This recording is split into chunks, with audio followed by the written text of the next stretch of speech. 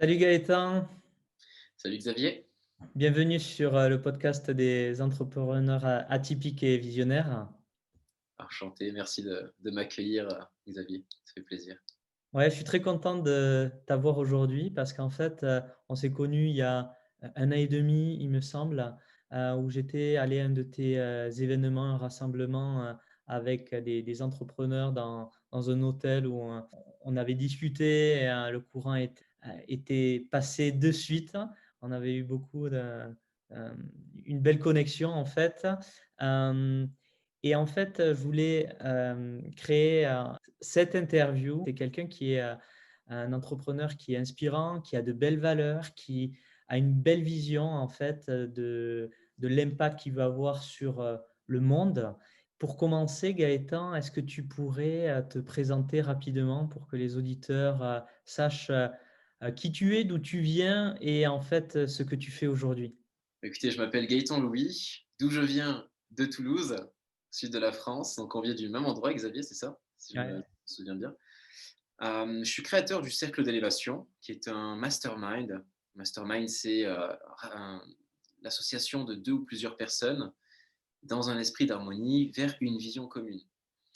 Et donc c'est vraiment là que moi je vais vraiment focaliser et apporter toute mon énergie, en fait, je dirais de maintenant jusqu'à le restant de mes jours. En fait, je pense que je vais mourir avec ce projet parce que le fait de connecter des entrepreneurs, de connecter des personnes ambitieuses, des personnes qui ont des rêves de dépassement, des rêves de toujours vouloir aller plus haut, voir plus grand et oser plus fort, eh bien ça, c'est ce qui me drive. Et donc, c'est ce qu'on retrouve en fait dans la création du cercle d'élévation qui est tout plein d'entrepreneurs en fait qui se connectent ensemble euh, et qui rentrent en harmonisation vibratoire, et tout ça vers une vision commune. Donc voilà à peu près ce que je fais sur des termes plutôt, je dirais, simples. Et qui je suis, ben voilà, jeune entrepreneur qui, on pourrait dire, est né vieux, qui rajeunit en grandissant. Et puis voilà, un peu un jeune Benjamin Button, quoi. Ouais.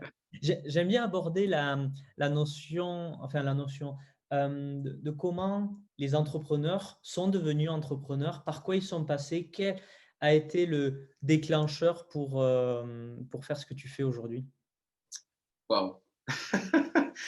Alors, il y a pas mal de déclencheurs en fait, il y en a énormément. J'ai pas mal de phases en fait dans ma vie qui sont venues renforcer en fait une grande décision, euh, notamment mon contexte familial où j'étais en fait surprotégé, où j'avais pas la possibilité d'exprimer en fait qui j'étais et surtout en fait de faire face au monde extérieur. En fait, j'étais tellement enfermé que le simple fait de rencontrer une personne me rendait totalement timide.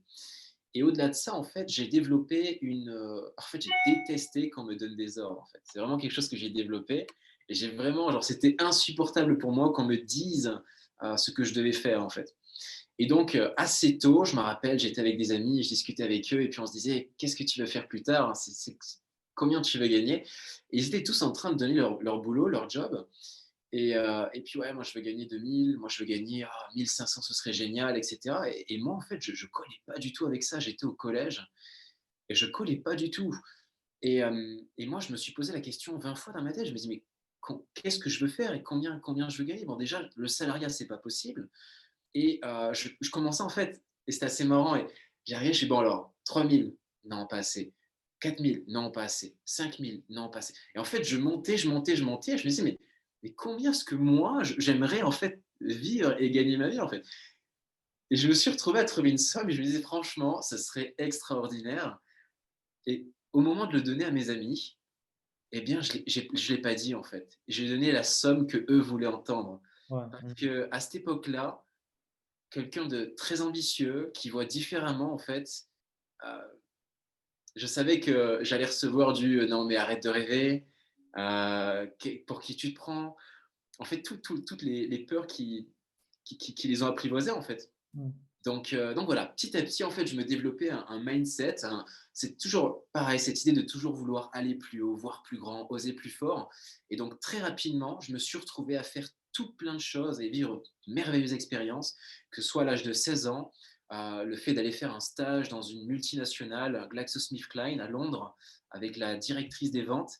Et Ouais. je me faisais amener avec elle, avec son chauffeur, et c'était exceptionnel. Alors j'étais là, moi mon anglais c'était la catastrophe, donc il y a des gens qui me parlaient anglais, je ne savais pas trop ce qui se passait, mais j'ai eu l'opportunité d'être entouré de ces personnes-là à l'âge de 16 ans seulement, et c'était D'accord. extraordinaire. Je me suis retrouvé aussi à faire des études de pilote d'avion, donc j'ai passé mon brevet d'initiation aéronautique, et donc j'ai piloté un petit aéronef, À quel et âge? ce, à l'âge de 17 ans. À l'âge de 17 ans. Donc, c'était vraiment cool. Je me disais, il y a plein de trucs à faire et moi, je vivais plein d'expériences et c'était vraiment exceptionnel. Et ce qui s'est passé après, c'est que, donc, pareil, genre du foot, je faisais du foot à haut niveau. J'ai pu jouer contre le Barça, contre le Japon, des belles équipes. Et donc, je testais plein de choses, plein de choses. Et c'est là que j'ai, moi, vécu mon expérimentation et que très, très, très tôt, j'ai pu essuyer beaucoup de challenges, beaucoup d'épreuves, beaucoup d'échecs qui m'ont permis de grandir très, très, très rapidement. Et ce qui s'est passé, le grand déclic, je l'ai vécu lorsque j'étais à la Toulouse Business School. Donc, je me suis dit, bon, je vais rentrer dans une école où je vais avoir plusieurs possibilités. Et je suis rentré à la TBS et je me suis dit, écoute, j'ai envie que cette année, tu impactes l'école. Je ne sais pas comment, je ne sais pas ce que tu vas faire, mais je veux que tu fasses quelque chose d'exceptionnel dans ton passage à cette école. Intention posée. D'une chose en une, je me retrouve à être accepté dans l'association de TBS et finalement à monter un projet également en parallèle, être le plus jeune étudiant à intégrer un incubateur à la Toulouse Business School et également être le plus jeune étudiant à faire un discours devant plus de 1800 personnes. Et là, en fait, encore une fois, mon esprit s'ouvre, boum, et là je dis waouh, mais le champ des possibilités est énorme. Et t'imagines pas, un petit jeune où, en fait, très tôt, il a cru que tout était possible. Et dans ses expériences, en fait, il continue d'avoir cette confirmation. Mhm. Et donc, ce qui s'est passé tout simplement, c'est que j'ai vécu des expériences. Je suis parti à Londres pendant 6 mois. J'ai vécu un moment très difficile parce que je suis parti tout seul. Et là, des illusions totales. Je me suis retrouvé, genre, total. Genre, pas le sou. J'avais plus d'argent, plus rien du tout. J'étais dans une phase où je vivais chez ma tante. J'ai été viré de chez ma tante pour des raisons, je ne sais toujours pas, mais moi j'ai appris à pardonner, donc c'est OK, je prends mes responsabilités. Je suis allé chez mon frère, je me suis fait virer de chez mon frère. Je me suis fait quitter par ma copine. Dépression totale. Je travaillais dans un hôtel à 7,10 € de l'heure et je faisais 64 heures par semaine. Et je me dis, mais comment j'ai fait pour en arriver là? Comment j'ai fait pour passer de toutes ces expériences-là à ce contre-coup Mhm. incroyable? Et un jour, j'en ai eu marre d'en avoir marre. Et c'est là, en fait, où la magie, en fait, c'est là que quelque chose s'est passé, en fait. J'avais ce désir d'avoir mon entreprise, j'avais ce désir de dépassement, j'avais ce désir d'avoir une vie paisible, correcte, mais j'agissais encore comme le jeune Gaëtan qui n'était pas encore responsable à 100% et qui avait besoin de prendre une grosse baffe par la vie, en fait. Mhm. Et quand j'ai pris cette baffe, à un moment donné, je me suis regardé dans le miroir et je me suis dit, mais c'est plus possible. C'est plus possible. Soit tu dis stop à la life, soit là, tu te lèves, tu prends une putain de décision, et là, c'est plus possible. Là, tu avances. Tu prends des décisions et tu avances. Et un truc de magique s'est passé. À la minute où j'ai pris cette décision, un ami à moi m'a envoyé un message. Il m'a dit, hey, euh, j'ai des enseignements pour toi. Euh, écoute-les, regarde-les, et tu me dis ce que tu en penses. Et j'ai écouté ces enseignements, j'ai lu, et ça a radicalement changé ma vie. 2 semaines après, j'ai contacté un millionnaire. Je lui ai dit, écoute, je veux que tu m'enseignes toutes ces choses. Et il a accepté, j'ai payé, ça a été mon coach. Et de là, j'ai démarré avec une agence de digital marketing, en faisant de l'affiliate marketing. J'ai investi dans les métaux précieux, dans la bourse. J'ai fait du trading aussi un petit peu. Alors, je faisais un petit peu de tout, mais j'avais mon agence de digital marketing à côté. Et je la développais. Et puis voilà, d'une chose en une, en fait, j'ai commencé à faire du coaching, à générer beaucoup d'argent, etc. Et puis voilà. Et puis je suis arrivé avec le cercle d'élévation, qui est quelque chose qui me correspond beaucoup plus. Donc à un moment donné, de façon très radicale, j'ai tout coupé, j'ai tout laissé en fait de côté, j'ai tout laissé à mes associés, j'ai vraiment tout coupé. Et voilà, j'ai fait un gros virage, un énorme virage. Et puis j'ai dit voilà, ça, c'est ce que j'aime. Ça, ce sont mes qualités. Ça, c'est mon unique ability. Ça, c'est ma mission. Je suis très, très, très bon par le fait de coacher, par le fait d'aider. J'ai une voix qui apaise aussi quand je parle. Je suis aussi tout à fait magnétique. Donc, les gens sont adore m'écouter d'une certaine façon. C'est toi qui l'as vu par toi-même ou la personne qui t'accompagnait, là, ton coach de l'époque, t'a aidé à mettre ça en lumière? Alors, le coaching que j'ai pris était assez spécial parce qu'en fait, c'est là que c'est intéressant. Quand on prend un coaching, on fait le co on a déjà en fait, on est déjà à 70 du process dans le coaching, en fait. Moi, quand j'ai pris le coaching, c'était pas pour les informations qu'il allait me donner parce que finalement, quand on se voyait, il me disait: «Bon alors tu veux qu'on travaille sur quoi?» Je fais: «Mais attends, mais c'est pas moi le millionnaire. Moi je veux que tu me dises sur quoi il faut que je travaille», tu vois? Et donc j'étais vraiment pas content. Mais j'avais cette personne-là juste à côté de moi, comme un papa ou une maman qui est juste là et qui te dit: «Vas-y mon fils, je suis Mmh. là, je te regarde, ne t'inquiète pas, fonce». Et en fait, c'était un peu ça que moi j'avais avec cette personne-là. Heu et donc je me sentais en sécurité et alors du coup, ben, je me sentais bien dans le fait de passer à l'action. Mais mais non du tout alors, du tout. C'est pas comme ça en fait que j'ai découvert. J'ai toujours eu cette grande qualité, de toujours en fait, soit me remettre en question, soit en fait d'avoir un œil hyper, hyper, hyper critique et assez détaché en fait de moi. Donc chaque action que je mets en place, chaque chose que je fais, toutes les critiques qu'on peut me donner, eh bien, j'ai toujours cet œil-là et j'observe en fait et je regarde et j'ai un œil en fait qui me dit: «OK, ça c'est bon, ça je suis d'accord, je sens que ça je sens que c'est aligné. Quand tu me donnes une critique et que elle colle vraiment avec qui je suis vraiment, eh bien, je le sens à l'intérieur de moi. Il y a quelque chose qui me dit: «Hey, ça c'est une bonne critique» et quand ça colle pas, bah, ça colle pas et moi, plusieurs fois, on m'a donné ces qualités-là, ces qualités, d'orateur, ces qualités de communication, ces qualités en tant que vendeur aussi, de qualité de vente. Ma mère disait toujours: «Mon fils, il serait capable de vous vendre votre propre chocolatine. C'est-à-dire que arrêtez pas de dire ça. Vous achetez un pain, il prend votre pain et il vous le vend. Et tout le temps, il dit ça parce qu'en fait, je trouvais toujours des solutions et ces solutions, je les trouvais tout le temps parce que j'étais un gosse très feignant. Je détestais lever le petit doigt pour obtenir les choses. Je détestais ça, mais très, très, Mmh. très feignant. Donc, du coup, quand on est feignant, on pense beaucoup, énormément. Et quand on pense beaucoup, on essaie de trouver les meilleures solutions, les plus rapides pour avoir ce qu'on veut sans forcer. Et donc, du coup, ben, toutes ces qualités-là ont fait que ben, je me suis retrouvé très rapidement dans ces situations, quoi. Donc dans ce que j'ai entendu, c'est que très tôt, en fait, tu avais quand même des capacités, au-delà de la moyenne, j'ai l'impression par rapport à ce que j'ai entendu et les capacités aussi autocritiques, pour, comprendre, ce qui se passait à l'extérieur dans ton environnement, et te développer aussi très très jeune ou, relever des challenges très jeunes. À 16 ans, partir en stage à l'étranger, c'est génial, quoi. Est-ce que c'est, hem donc tu disais d'une part que tu avais eu, ta famille qui était très protectrice.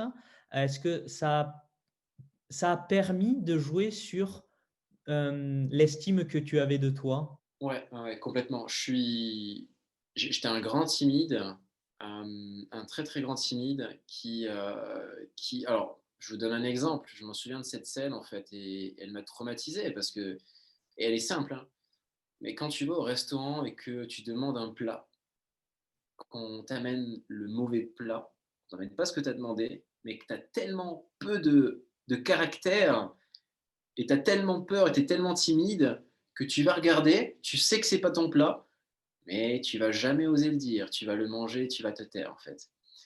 Et ça, c'était mon cas à l'époque. Donc je viens de très, très, très loin, vraiment très, très, très loin. Je m'étais forcé à faire plein de choses, pareil, encore une fois, j'ai pas eu besoin de coach, je m'étais forcé moi-même à me bouger. J'ai pas regardé du David Laroche, quoi que ce soit. Mais, il y a quelque chose d'assez incroyable, je sais pas ce que c'est, mais à l'intérieur de moi, il y a toujours, en fait, quelque chose qui m'indique et qui me donne cette énergie pour me challenger, pour me développer très rapidement. Je ne me laisse pas abattre par la peur. Quand la peur est là, je trouve un moyen pour pas que ce soit elle qui me pourchasse, mais que ce soit moi qui la pourchasse. Mmh. Et ça vient très, très, très jeune. Ma mère, elle a fini 3e championne du monde de sambo. Donc j'ai quand même cette culture du sport et de la combativité. Et en fait, à chaque fois que j'avais un challenge, j'étais très fuyeur, en fait. Je m'enfuyais parce que j'avais peur et j'étais très timide. Et c'était très désagréable parce qu'elle me regardait et elle me disait: «Je t'interdis de fuir. Tu te retournes et tu vas affronter, dépêche-toi». Et moi, ça me frustrait. J'étais là: «Merde, j'ai pas envie, j'ai peur, mais on peut pas. Non, non, non, moi, je suis là et je te dis que tu vas affronter, d'accord? Je ne veux pas de lâche. Et j'étais très, très, très petit, en fait, très, très petit et j'étais genre les gens pourraient dire aujourd'hui, hem, je suis pas né, talent, je suis pas né ceci, cela. Par contre, j'ai vécu une enfance où j'ai pris des baffes et Mmh. j'ai vécu une enfance qui était très, très, très, très, très difficile. Vraiment très difficile et j'en ai bavé et franchement, aujourd'hui, il y a pas grand monde connaissent mon histoire, c'est dans les personnes qui sont plutôt proches, mais savent que si j'en suis là aujourd'hui, avec cette attitude, avec ces connaissances, c'est pas comme ça. Je suis pas né avec un espèce de truc de ouf, mais voilà. Excellent. Là, on a bien compris d'où tu viens et c'est vraiment enrichissant de connaître cette histoire parce que on peut se dire, des fois, quand des personnes ont des projets, on peut voir, comme j'aime dire, la face émergée de l'iceberg. On ne voit pas la face immergée, par quoi cette personne elle est passée, qu'est-ce qui lui a permis de se construire. Donc, c'est merveilleux que tu nous aies partager ces moments que tu as passés, ces moments personnels qui t'ont construit. Et donc maintenant, je voulais qu'on aborde le sujet du cercle d'élévation. Donc, tu peux nous en parler un peu plus Ouais, complètement. Alors, le cercle d'élévation, c'est, un groupement de personnes, de jeunes personnes ambitieuses, qui ont une vision, très, très grande vision, qui sont visionnaires, très, très important, le fait d'être visionnaire.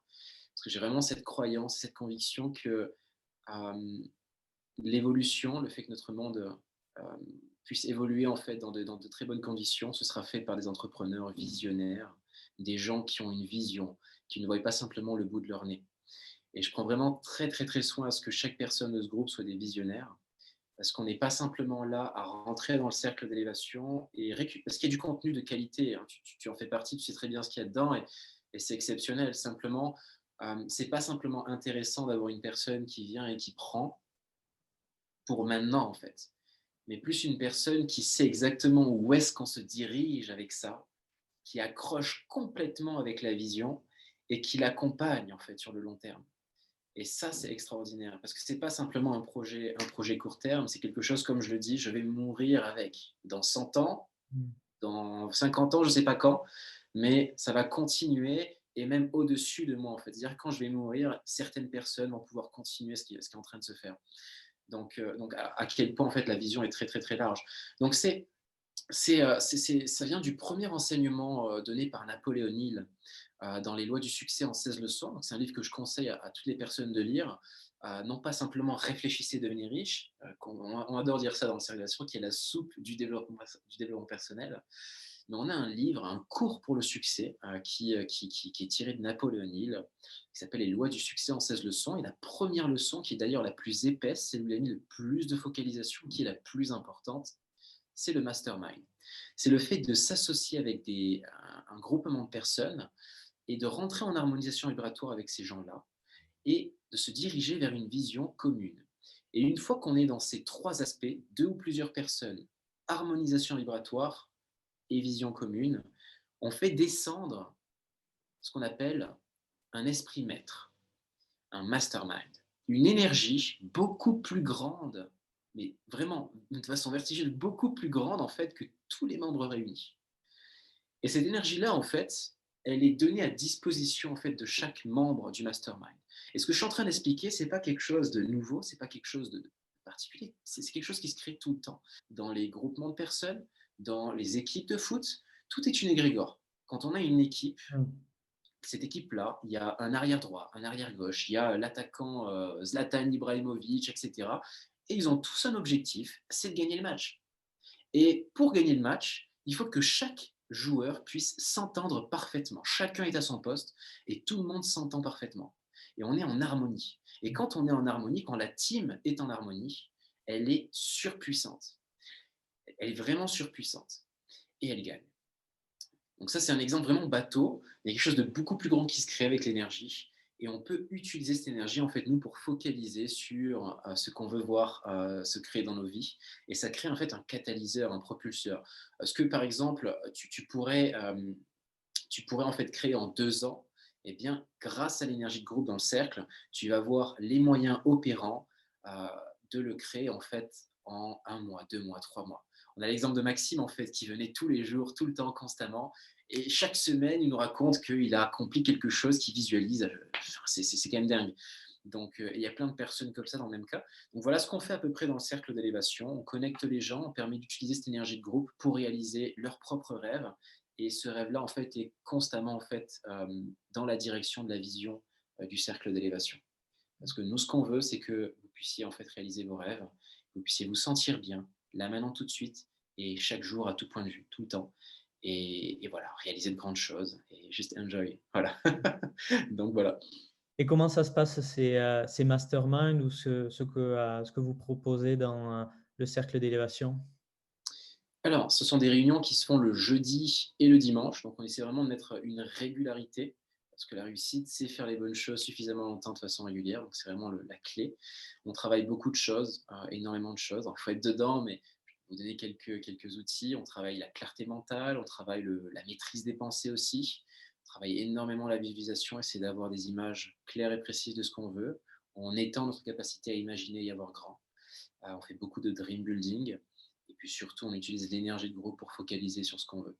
Et ça, c'est le jeudi à 20h et le dimanche à 20h également. Et comment tu vois le futur en fait pour le cercle d'élévation? Vers quoi tu Alors, vas en fait? Vers quelle vision tu vas? alors, le futur est extraordinaire. J'ai déjà le sourire. C'est de l'excitation par avance, mais c'est normal. Alors, le cercle d'élévation, là, pour le moment, on est 62 membres. On a été créé officiellement il y a 1 an et demi. Et chaque année, en fait, ça double. C'est-à-dire que genre, je suis pas. Genre, vous avez juste à demander en fait à chaque membre comment ils se sentent et les résultats qu'ils ont, et ils vous en parleront d'eux-mêmes en fait. Et c'est ça qui est extraordinaire. À chaque fois qu'une personne entre, en fait, elle est directement, elle comprend, elle voit, elle ressent la puissance en fait que ça a. Et donc nous, on se dirige vers une vision extrêmement élevée d'un écosystème de réussite personnelle et professionnelle. On pourrait dire même une société dans une société, où on a un écosystème qui fonctionne en fait de lui-même. Et dans cet écosystème-là, en fait, je vais pouvoir, avec le cercle, eh bien, créer des écoles d'éducation dans chacune des grandes villes de France, dans chacune des grandes capitales, commencer à créer en fait des points physiques où on peut se regrouper, où on peut enseigner en fait. Donc je nous vois à 100 000 membres, un gros écosystème avec le syndrome du centième singe en fait. Hein. Tu sais, t'imagines 100 000 personnes qui focalisent sur se sentir bien, sur leurs rêves, etc., Mmh. l'impact que ça a sur la Terre entière. Mmh. Et j'ai juste envie d'expérimenter ça, quoi. Mmh. Quand des gens se sentent bien, qu'elles rayonnent, heu, elles ont un impact sur leur écosystème, personnel, professionnel et donc plus il y a de personnes comme ça qui, se réunissent régulièrement à faire ce genre d'exercice, c'est sûr que l'impact, diffusé. Et quel type de personnes en fait, tu nous as dit que c'est des personnes qui sont plutôt visionnaires. Est-ce qu'il y a un profil particulier de personnes en fait qui rentrent dans le cercle d'élévation? Au départ, je mettais beaucoup de contrôle. Je mettais beaucoup de contrôle, en fait, et on prenait une direction qui ne me séduisait pas, en fait. Et en fait, lorsque j'ai remarqué que l'énergie, en fait, l'énergie, c'est pas quelque chose qui doit être contrôlé, en fait. Ça doit couler, en fait. Ça doit vraiment couler. Et quand on a un courant avec une certaine rapidité, si on a une personne qui vient et qui ne correspond pas à ce courant, forcément, elle est contre-courant. Sauf que le courant de base est très, très, très fort. Donc, si une personne ne correspond pas aux valeurs du cercle, à l'énergie du groupe, elle se sentira d'elle-même en fait mal et aura très vite envie simplement c'est peut-être pas le timing, elle aura envie de partir en fait. Mmh. Dans l'autre cas, avec un petit peu de temps, eh bien, elle commencera en fait à se tourner et aller dans le courant en fait, et pouvoir ensuite utiliser cette énergie et la faire se diriger vers là où elle veut quoi. Mmh. Donc focaliser sur ses rêves, sur ses objectifs, etc. Mmh. Donc, je ne mettrai pas en fait je mettrai pas en fait de cases parce qu'on a à la fois des salariés, on a à la fois des entrepreneurs. Voilà, vraiment le point commun que je donne à chaque personne, c'est qu'elle soit vraiment bienveillante, visionnaire, qu'elle ait ce désir ardent de plus, de vouloir plus, d'avoir une vie meilleure en fait. Et surtout, eh bien, de contribuer à cette énergie de groupe.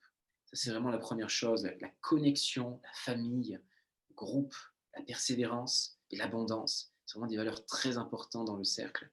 Et les premiers, c'est connexion, famille. Et tu le vois, c'est c'est dingue. C'est merveilleux. Quand je vois ça, il y a des moments où je m'arrête en fait et je me dis, waouh.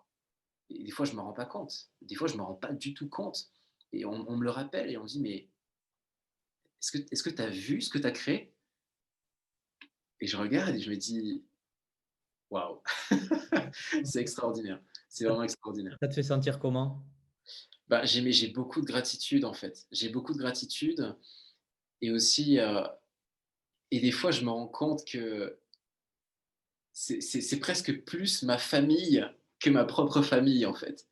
C'est presque plus ça. C'est-à-dire je passe plus de temps avec les membres du cercle qu'avec, ma maman, mon papa, ma petite sœur, ma copine et cetera et ça, c'est extraordinaire. Ça montre à quel point, en fait, je suis vraiment dedans et je mets beaucoup d'énergie et surtout, j'apprécie aussi que les gens se sentent tellement bien et ça me fait me sentir tellement bien et on appelle ça de la complicité. On est dans les plis de l'autre et et ça, c'est génial. C'est-à-dire que vos échecs sont mes échecs et vos succès sont mes succès. Alors quand je vous vois réussir, je me sens tellement bien, je suis le plus heureux du monde, quoi. Tu avais été, cofondateur d'un événement, le, Capitolium, un événement où vous aviez, invité, différents leaders de différents, domaines. Qu'est-ce que c'est que le Capitolium? Alors, pour revenir au Capitolium, il y a, quand j'ai démarré le business, quand j'ai démarré l'agence de digital marketing, heu, j'avais pris la décision de créer un événement entrepreneurial, avec des entrepreneurs. Donc mon idée, c'était: je vais louer un appartement de luxe et je vais mettre des entrepreneurs dedans et je vais permettre à des gens qui souhaitent se lancer dans l'entrepreneuriat, eh bien, de rencontrer ces entrepreneurs autour d'un cocktail dînatoire et puis là, voilà, j'ai fait venir des serveurs, un gros buffet dînatoire, une chanteuse et des photographes, un vidéaste et puis voilà, on a fait l'événement, ça s'est super bien passé et là, pareil, en fait, le sentiment, l'émotion que j'ai eue à la fin, c'était: waouh, satisfaction, genre 1000% en fait. Waouh, ça, faudrait que je le duplique en fait. Ça, faudrait que je le duplique.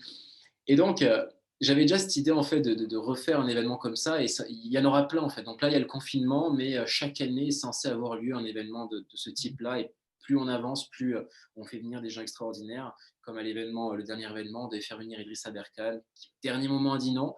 Mais on a eu, voilà, du Éric Béhanzin, du François Denis, Julien Musi, etc. Donc ça, c'est exceptionnel et c'est génial de pouvoir rencontrer ces personnes-là. Mais voilà, l'idée, c'était de faire venir des grands leaders, alors, plusieurs strates, des grands leaders, de permettre à des entrepreneurs d'être inspirés et de voir en fait vibratoirement, Mmh. est-ce que ça crée du changement? Parce que nous, c'était une expérimentation. Les gens ne le savent pas, mais cet événement, c'était une expérimentation énergétique. Il n'y avait pas de c'était pas le fait de juste réunir des gens comme ça et puis potentiellement créer des nouvelles connexions, faire que lui et lui vont bosser ensemble, etc.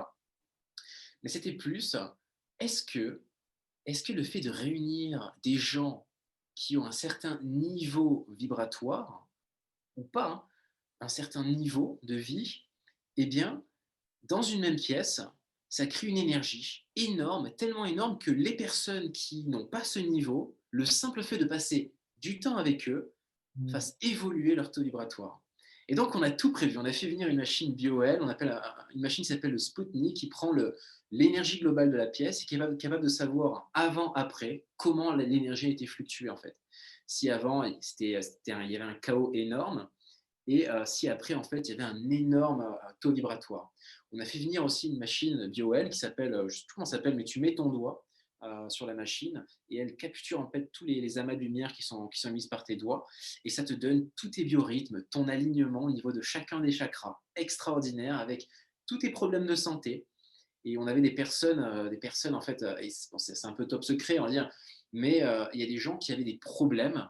Une personne qui avait une rage de dents, et bien, tu vois sur le graphique de cette personne-là, au niveau des dents, il y avait un truc en fait. Ah putain, mais j'avais une rage de dents, c'est exceptionnel. Une personne qui lui manquait quelque chose, on l'a vu directement sur le graphique. Donc c'était exceptionnel de voir à quel point c'était précis. Et donc chaque membre, chaque personne de la soirée sont passés sur cette machine pour voir s'ils étaient alignés, s'ils avaient un taux vibratoire de malade, s'ils étaient en bonne santé, pour analyser aussi leur biorhythme émotionnel, intellectuel, etc. Et c'était extraordinaire en fait. C'était extraordinaire parce que ça a eu son effet. Ça a eu son effet Ouais. et vibratoirement, c'est extraordinaire. Et qu'est-ce que vous avez mesuré entre l'avant et l'après, niveau vibratoirement dans l'atmosphère de la salle, en fait? Ça a évolué en fait. Alors, je ne sais plus trop comment ça s'appelle, hein, je ne suis pas un expert de cette Ouais. machine-là, mais la machine mesure non pas le taux vibratoire, mais le taux de chaos en fait qu'il y a dans la pièce.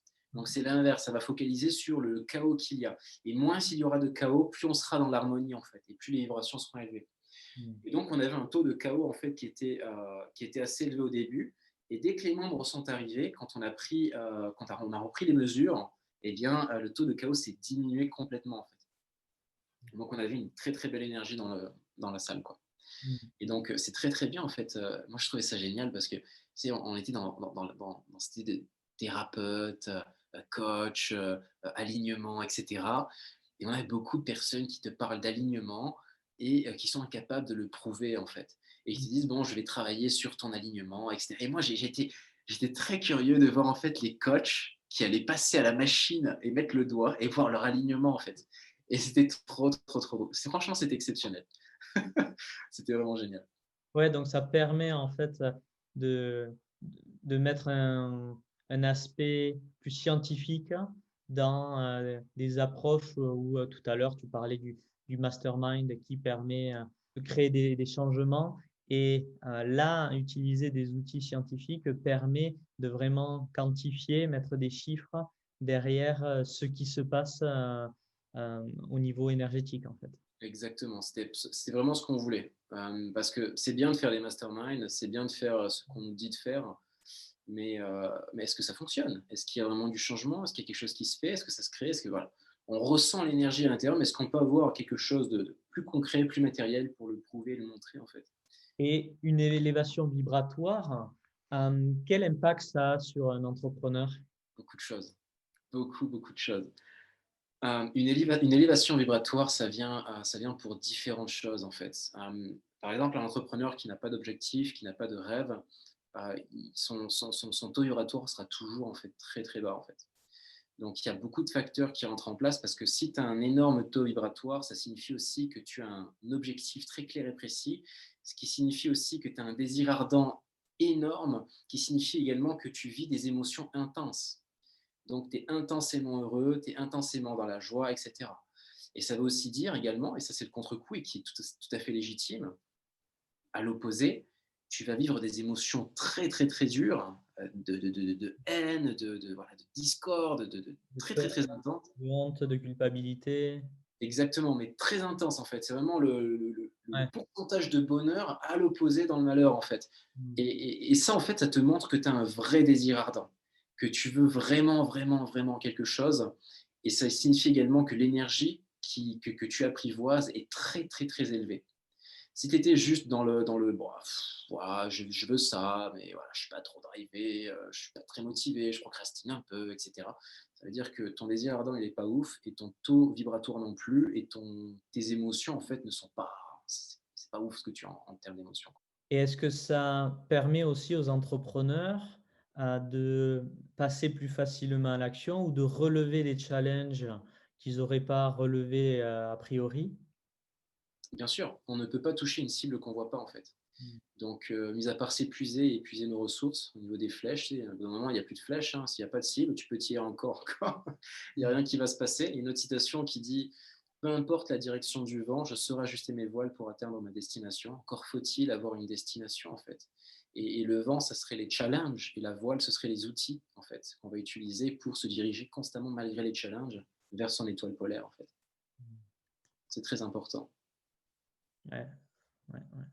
Exactement, ouais, toujours avoir une destination. Et moi, je l'ai senti, le changement de. Alors, je l'ai pas calculé, hein, mais je dirais en fait, peut-être ce taux vibratoire que j'ai, qui m'a permis de mettre en évidence aussi que euh, mon environnement, les relations avec qui j'étais, a totalement changé en fait. Avant, où j'étais dans une autre dynamique, donc quand j'étais pas avec mon projet, en fait, j'avais une autre dynamique et ça attirait à moi des personnes, des situations qui n'étaient pas tout le temps, je vais minimiser en disant ça, mais celles que je souhaitais, en fait, qui étaient des fois assez négatives. Et le fait d'avoir repris le contrôle sur mes pensées, vivre des émotions plus élevées, faire des pratiques qui permettent aussi d'élever mon taux vibratoire. Enfin, ce n'était pas l'objectif en soi, mais je sais qu'intérieurement, je me sentais mieux. Ça a vraiment changé tout un tas de choses dans mon environnement, dans mes relations, dans les gens que j'attire, les situations. Est-ce que toi, tu le remarques dans ta vie, ça? Et est-ce que les membres aussi du cercle ou qui sont venus au Capitolium t'ont fait part en fait de ces retours? Ouais, complètement. Alors, moi, dans ma vie, en fait, j'ai toujours fonctionné, en fait, j'ai toujours fonctionné différent. Alors, je souhaite vraiment à tout le monde de fonctionner comme ça, vraiment, parce que pour l'instant, je ne vois pas, je vois pas mieux pour fonctionner. Quand j'étais en difficulté, que mon environnement n'était pas comme je le souhaitais, eh bien, j'ai toujours créé, en fait, je ne sais pas si tu as entendu parler d'Egrégos. En fait, j'ai créé une association qui s'appelle Egrégos. Et dans cette association, eh bien, j'ai dit, voilà, je veux absolument, dans cette association, on se réunit tous les mois, chaque fin de mois, physiquement sur Toulouse, et qu'on discute de développement personnel, de business, de réussite, en fait. Et à cette époque-là, quand j'ai créé ça, c'était parce que mon environnement était zéro. Zéro, zéro. C'était à l'époque de Londres, en fait. Quand j'étais à Londres, j'ai regardé mon environnement et j'ai compris, en fait, la raison pour laquelle je me retrouvais à cet endroit-là. Et je me suis dit, mais maintenant que je sais, j'ai pas le temps. J'ai pas le temps de faire monter mes vibrations, que mes pensées soient alignées, que les gens arrivent. Comment est-ce que je peux faire pour que je le crée là maintenant tout de suite, en fait? Et donc, ce que j'ai fait, c'est que j'ai créé le Egrégos. En créant Egrégos, j'étais tellement enthousiaste que ça fait élever mon niveau vibratoire. Et du coup, j'ai fait rentrer des gens ambitieux à l'intérieur. Et je me suis dit, si je suis entouré de gens ambitieux, forcément, je vais devenir ambitieux. Alors, j'ai fait rentrer des gens ambitieux dedans et je me suis mis à l'intérieur. Voilà. Donc ça, c'est comme ça que moi, j'ai fait, en fait, directement. Et c'est vraiment ce que moi, je propose aux gens de faire, en fait. C'est si vous sentez que dans votre environnement, c'est le bordel, il y a la personne qui va se plaindre et qui va pas prendre ses responsabilités, qui a envie d'avancer, mais pas trop. Il y a la personne qui a un désir ardent de changer de vie, d'aller de l'avant, et que ça fasse 20 ans que je te connaisse, ça fait peut-être 20 ans que tu me la mets à l'envers, 20 ans que tu ne mets pas du feu, en fait, de la braise sur mon feu, alors il va falloir que ça dégage. Mm. Et il faut être capable, en fait, de passer le balai, en fait. Faut vraiment être capable de passer le balai, en fait. Et c'est dur, mais c'est comme ça. Donc, si on veut changer, c'est comme l'escalade. On prend une prise, mais pour prendre la prise qui est au-dessus, on est obligé de lâcher celle qui est en bas. C'est très, très important. Ou alors, on reste figé comme ça, et puis on se fatigue. Voilà. Et tu vois des fois des personnes, tu les revois plusieurs années après, elles sont, comme tu dis, figées en fait. T'as pas bougé en fait, tu es toujours sur ton même prise d'escalade, quoi. Exactement. Ouais. Mais c'est intéressant ce que tu dis parce qu'en ce moment, je sais qu'il y a beaucoup d'entrepreneurs, surtout ceux qui sont dans le business physique, qui peuvent subir en fait. Et donc, qu'est-ce que tu leur conseillerais, toi, ces entrepreneurs, soit qui sont dans le physique ou non physique, mais qui peut-être subissent leur situation? Yes, ben, il y a des entrepreneurs qui sont conservateurs, qui sont des entrepreneurs de l'époque, et ceux qui sont un peu plus dans ce qui est en train de se passer. Mais un entrepreneur, en fait, c'est une personne qui comprend le passé et qui prédit l'avenir, en fait. C'est juste ça. Et donc la personne qui a un business physique, si aujourd'hui son business physique n'est pas capable de s'adapter à la situation d'aujourd'hui, bah, il est déjà mort. Il est déjà mort.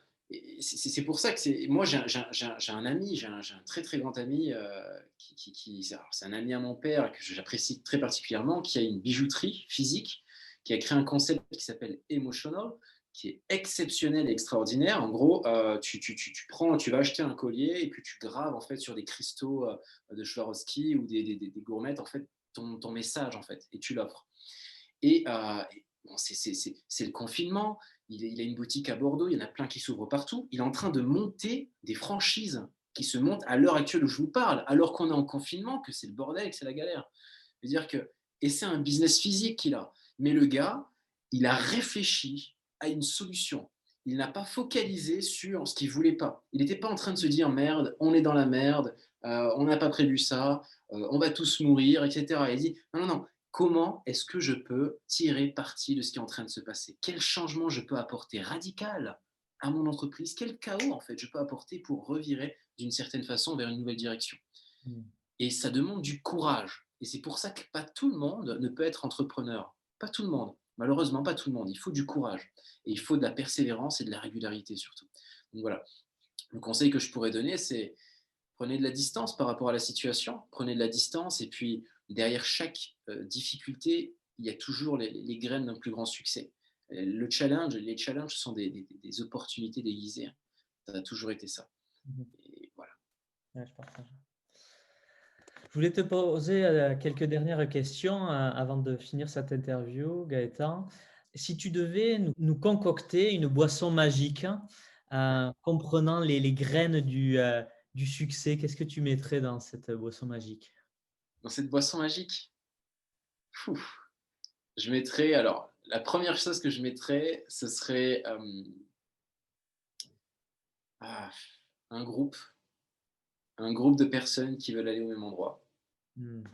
Et rien qu'avec ça, juste avec ça, les autres graines, en fait, les autres éléments de la recette vont arriver très rapidement, en fait. Et même si vous êtes des personnes qui commencent, qui sont en train de commencer dans le business, peu importe dans quoi que ce soit, si vous réunissez entre vous et vous commencez à réfléchir à des solutions, à des astuces, à des choses que vous pouvez faire, mettre en place, je peux vous garantir que tout va très bien se passer pour vous. Les choses vont s'aligner, vous allez rencontrer les bonnes personnes, vous allez avoir les bonnes informations pour aller très très vite de l'avant. Et le reste, c'est plus que vous connaître parfaitement votre système de valeurs, vos fondations de base, à découvrir votre unique ability pour être encore plus performant, mettre en place votre vision, qu'elle soit très très très grande, rêver grand, avoir un chief aim, un chief definitive aim, c'est quelque chose sur lequel vous allez focaliser pendant 2 ans comme une obsession. Vous n'allez pas lâcher les yeux, c'est votre objectif ultime et définitif sur lequel vous focalisez comme un malade. Et à partir de là, le plan va se poser. Vous allez être excité, vous allez plus galérer à vous lever et vous allez vous lever et la seule chose que vous avez envie de faire, c'est oh putain, je suis excité, comment est-ce que je peux faire pour y... Et vous allez faire des plans d'action. Moi, c'est ce que, à chaque fois, alors j'en parle beaucoup, mais j'ai toujours mon cahier et je suis là en train de faire des plans, je suis comme un gosse, tout excité. Voilà, si je faisais ça, s'il y avait ça, voilà ce que je ferais, etc. etc. Et il y a des gens qui m'appellent, des opportunités qui arrivent, etc. etc. Et moi, j'ai juste à passer à l'action, en fait. Et je ne dois pas avoir peur. Dire que j'ai manifesté quelque chose, une solution, ben, j'y vais. Et c'est ça aussi, se faire, c'est laisser la vie en fait apporter des choses en fait qui parfois ne ressemblent pas du tout à ce qu'on veut, mais en réalité, en finalité, c'est incroyable parce qu'on a posé l'intention là-bas. On a posé l'intention. Et puis plein d'histoires comme ça où je sais exactement ce que je veux, je focalise dessus, je suis excité et il y a une merde qui m'arrive, une énorme difficulté qui m'arrive. Et je me dis, je sais ce que je veux, je suis excité et j'ai cette difficulté. Ça colle pas. Ça ne peut que être une opportunité. Hmm. Du coup, ben, ouf, tout va bien. Et donc, du coup, je regarde ça d'un œil complètement différent. Et puis, je me laisse un peu surprendre. Allez, on va voir ce que c'est. On va démêler tout ça. Et bam, à la fin, pouf, genre, t'as pris une Ferrari qui passe de 0 à 100 en une seconde, quoi. Parce que ben, tu avais cette difficulté-là qui était là exprès pour toi, parce que tu as demandé à aller là-bas. Mais des fois, ce n'est pas le cadeau qu'on pense, en fait. Ce Ouais. n'est pas ce qu'on pense, mais c'est là. Et il faut le prendre, en fait. Il faut le prendre. La vie te donne pas ce que tu veux, elle te donne ce que tu as besoin. Exactement. Et l'enseignement que je pourrais donner là-dedans, c'est ne jamais définir son véhicule. Vous ne savez pas exactement quel sera le meilleur véhicule pour vous, pour aller à votre grand rêve. Vous n'êtes pas assez intelligent pour savoir quel sera le meilleur véhicule. Par contre, la vie, quant à elle, elle sait exactement comment vous y amener. Elle le sait mieux que vous. Si vous focalisez sur un véhicule spécifique et que vous êtes borné sur ce véhicule spécifique, eh bien, vous ne laissez pas la vie en fait vous apporter quelque chose de meilleur. Donc, toujours focaliser sur ce que vous voulez vraiment, vraiment, vraiment, vraiment, et non pas sur comment vous allez faire pour y arriver. Très important. Voilà ma recette longue du succès. Voilà. C'est intéressant que tu aies parlé. Il y a beaucoup d'entrepreneurs qui remettent ça, qui parlent de ça, euh, d'être comme un enfant. Et donc, ça enchaîne sur la prochaine question. Quel était ton dessin animé préféré quand tu étais petit? Et je te dirai pourquoi. Ok. Mon dessin animé préféré, alors j'en avais plein. J'avais les Cités d'Or. Les Cités d'Or. Dans les cités d'or, pourquoi les cités d'or? Parce qu'en fait, je me suis toujours senti, en fait un roi, tu vois, un roi qui recherche en fait sa cité, son palais avec son or en fait. Et j'ai toujours aussi été bienveillant et chercheur d'or aussi d'une certaine façon, chercher la pépite qu'il y a à l'intérieur de chaque personne. Et c'est le mastermind. Tu prends des gens en fait et tu les mets entre eux, tu crées en fait un écosystème, une harmonie incroyable. Et c'est vraiment ce que j'ai pu. Ouais, les cités d'or. Les cités d'or, c'est. Il y en a plein, il y en a d'autres qui me viennent en tête parce que j'ai toujours été émerveillé par certains dessins animés. Mais si tu veux juste un dessin animé, je te donne les cités d'or. Si tu en veux d'autres, bon, je peux t'en donner d'autres. Ben non, c'est déjà génial parce que pour moi, je dis que dans ce qu'on était quand on était enfant ou ce qu'on voulait, il y a les graines de ce que l'on souhaite devenir quand on est adulte. Et je trouve que c'est marrant de voir en fait euh, ce, ce qui nous animait quand on était petit. Et lorsqu'on arrive à trouver quelque chose qui nous inspire, qui nous anime tous les jours, de voir la relation qu'il y a entre les deux. Et donc, le fait que tu dises ça, moi, ça me fait venir des images par rapport à ce que tu fais aujourd'hui. Donc, c'est super. Donc, gardez votre âme d'enfant. Exact. Alors, je mettrais, alors si tu peux me le permettre, par rapport cette idée d'âme d'enfant, si je peux rajouter quelque chose. Oui, On a, en fait, vous savez, un enfant, il est enfant parce qu'il a au début des parents.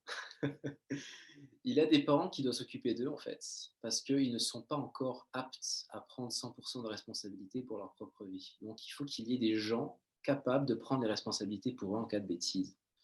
Donc, on a des enfants qui ont cette innocence, l'innocence de l'enfant, qui est très important à l'enfance, parce qu'on est là en train de délimiter quelles sont nos limites, nos valeurs, où est-ce ok, on a fait cette bêtise, maintenant on sait qu'il ne faut pas la faire. Donc en fait, l'innocence permet de délimiter en fait notre carte mentale en fait par rapport à comment on va affronter la vie après.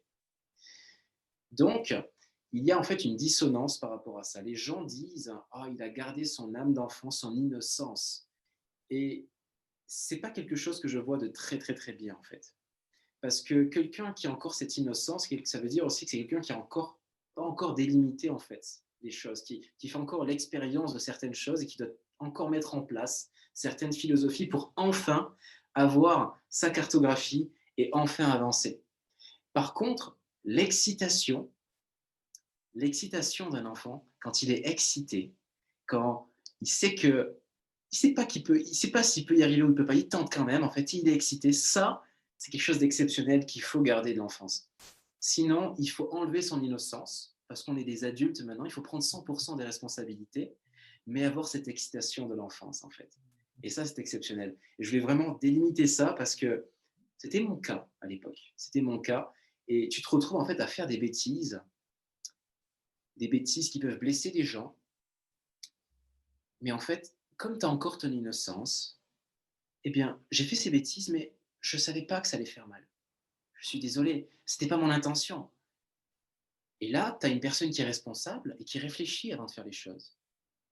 Et qui maintenant, OK, je sais que ça va créer ça, ça, ça et ça. Est-ce que je le fais ou non? Et là, on a un adulte. Donc voilà, l'innocence d'un enfant, c'est cool pour les enfants. Mais quand on commence à devenir un adulte, à ce moment-là, on commence déjà à délimiter en fait ses cartes mentales en fait, et puis son environnement, son écran radar. Et puis une fois qu'on a notre philosophie, c'est à ce moment-là qu'il faut qu'on arrête de se poser des questions. Et ça y est quoi, on fonce. De quoi es-tu le plus fier aujourd'hui? Le cercle, le cercle, ils sont tous merveilleux. Mmh. Si tu pouvais parler au, Gaëtan d'il y a 5 ans ou peut-être 10 ans, hein, c'est à toi de choisir, qu'est-ce qui est le mieux. Heu, que que lui dirais-tu? Franchement, je le regarderai et je lui ferai le gros sourire que j'ai là en ce moment et je lui ferai: «Tu même pas idée». Juste ça. Et je sais que le Gaëtan d'il y a 5 ans, il ressentira cette énergie. Il le ressentira et puis ça l'apaisera très rapidement et il sera serein, Mmh. pour sûr. Imagine qu'il y ait ton fils ou ta fille qui regarde la vidéo. Quel message, tu souhaiterais, lui, transmettre? Ouais. Alors, quel message je souhaiterais lui transmettre? Bah, j'ai pas de fort message, en fait. Juste, j'ai 2 trucs que je leur donnerais. 2 trucs. Hem, une fois que tu te connais, une fois que tu sais ce que tu veux, une fois que tu es défini dessus, arrête avec le dev perso. Tu vas te développer toute ta vie. Ne passe pas trop de temps, trop de focalisation dessus, parce que ben, tu peux passer ta vie à vouloir apprendre, à te connaître, sauf que ben, tu es tellement complexe que tu n'as pas fini en fait. À un moment donné, il faut que tu arrêtes de réfléchir, que tu passes à l'action. Donc, une fois que tu as fini avec ça, réfléchis à ces 2 phrases. La première, c'est fais un max d'erreurs, mais jamais 2 fois les mêmes. Voilà, comme ça, tu t'assures de toujours évoluer. La deuxième, mesure les risques. On ne joue pas à la roulette russe. Prends des risques, mais prends les risques qui sont à la hauteur de tes ressources. C'est très, très important. Et si j'ai une troisième phrase à donner, je dirais, les gens qui donnent doivent poser des limites parce que ceux qui prennent en ont aucune. Voilà. Mmh. Mais en fait, tu as répondu à la question suivante, mais, heu, je vais te la poser parce que peut-être que quelque chose peut émerger. Si tu résumais ta vie en une punchline ou une citation, quelle serait-elle? Alors, si je la mesure en une punchline, une citation, c'est la mienne, c'est comme ça que je fais, c'est ce que je dis tout le temps, Ouais. c'est ne jamais confondre activité et accomplissement. C'est pas parce que vous bossez dur que vous êtes censé avoir des résultats. Oh non. Mmh. Donc, ne prenez jamais rien pour acquis et ne soyez pas obsédé par le résultat parce que tout ce qui compte, c'est l'attitude. Quand l'attitude est bonne, les faits ne comptent pas. Voilà. En tout cas, merci pour ce partage très riche, Gaëtan. C'était, très, très riche, très intéressant et tu as partagé vachement de valeur, donc merci beaucoup. C'était avec grand plaisir.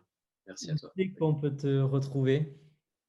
Alors, on peut me retrouver sur Facebook, sur Gaëtan Louis, sur le groupe Mindset et développement personnel. Ouais. Donc c'est un groupe pour le cercle d'élévation. Et sur Instagram, le nom utilisateur, c'est Eleva Louis. Donc c'est Eleva Louis. Voilà. OK. Je mettrai en tout cas tous les liens, pour, que les gens puissent te contacter, dans la description de l'endroit où ça sera publié, que ça soit le podcast ou sur une autre plateforme. Je te remercie beaucoup, Gaëtan.